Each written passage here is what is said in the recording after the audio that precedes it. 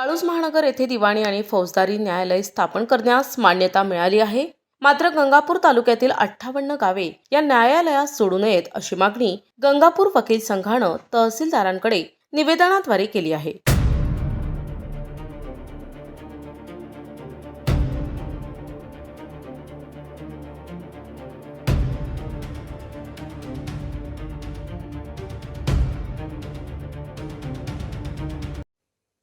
गंगापूर हे तालुक्याचे मुख्यालय असून येथे सर्व प्रमुख न्यायालये आणि शासकीय कार्यालये कार्यरत आहेत. 58 गावे वाळूजला जोडल्यास नागरिकांना न्यायालयीन आणि महसूल कामासाठी 2 वेगवेगळ्या ठिकाणी फेऱ्या माराव्या लागतील. यामुळे सर्वसामान्य नागरिकांचे आर्थिक नुकसान आणि मानसिक त्रास होणार असल्याचे वकील संघानं म्हटलंय.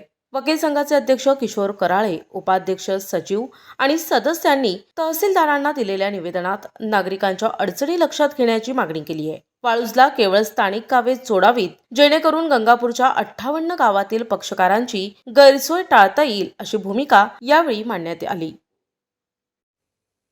प्रतिनिधी रमेश नेटके, NTV न्यूज मराठी, गंगापूर, छत्रपती संभाजीनगर.